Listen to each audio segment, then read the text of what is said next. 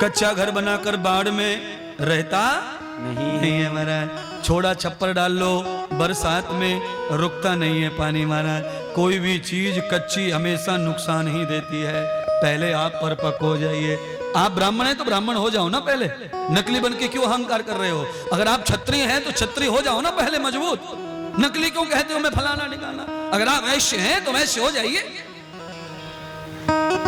दान कीजिए, पुण्य कीजिए। वैश्य का काम है दूसरों का पेट भरना। उदरम जायते वैश्य, ये जो पेट है ना इसको वैश्य कहा। ये मुख को ब्राह्मण, हाथों को क्षत्रिय, पैरों को शूद्र। दान की प्रथा व्यापारियों के यहां से प्रारंभ हुई शास्त्र में। जो व्यापार करे यानी कि जो खेती करे, अन्न का व्यापार करे, सामान का व्यापार करे, वो दान करे, सेवा करे, वही वैश्य है, बनिया है। तो सबसे अच्छा वैश्य, सबसे शास्त्रीय वैश्य होता है किसान। किसान से ज्यादा दिव्य बनिया कोई होता नहीं है महाराज। अच्छा बोलो, दुकान में बनिया बेचता क्या है? मूंग की दाल कहां से आती है? अरहर की दाल कहां से आती है? तुअर कहां से आता है? चना कहां से आता है? मूंग कहां से आता है? आटा कहां से आता है? मैदा कहां से आता है? जीरा कहां से आता है? धनिया कहां से आता है? बोलो ना। पहला बनिया कौन है? किसान है। ऋग्वेद में प्रमाण है, ऋग्वेद कहता है वैश्य के रूप में किसान से बड़ा वैश्य कोई होता नहीं है महाराज।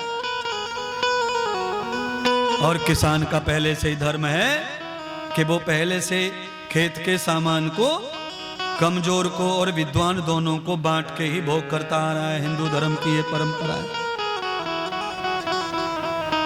मनु महाराज की मझली बच्ची बेटी देवहूति, जिनके घर में 9 कन्याओं का जन्म हुआ, जिन्हें हम नवदा भक्ति भी कहते हैं और नव दुर्गा भी कहते हैं।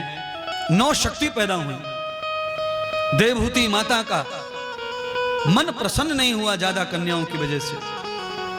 देवहूति माता ने अपने पति देव को लेकर 100 वर्षों तक अंतरिक्ष में जाके भजन किया, तप किया, ब्रह्मचर्य का पालन किया 100 वर्ष, और बादलों में जाकर अंत में 100 वर्षों तक ध्यान करती रही भगवान का।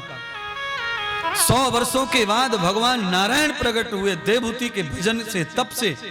तब भगवान ने पुत्र की तृष्णा मिटाने के लिए स्वयं कपिल के रूप में अवतार लिया विष्णु भगवान ने।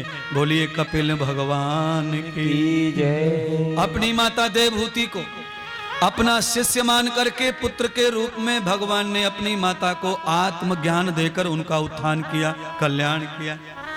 अब आप कथा से ये समझ गए होंगे कि बेटा अगर पैदा हो तो वो माता पिता का कल्याण करने वाला होना चाहिए, माँ बाप का कल्याण करने वाला। पर ऐसा नहीं है महाराज, माँ बाप को 9 आंसू रुलाने के लिए पैदा हुआ। ये पाप का घड़ा है, पाप से पैदा हुआ है, पाप से, वासना से। आग लगी शरीरों में ना, आग पैदा हो गई, आग से पैदा हुआ है, कैसे अच्छा होगा?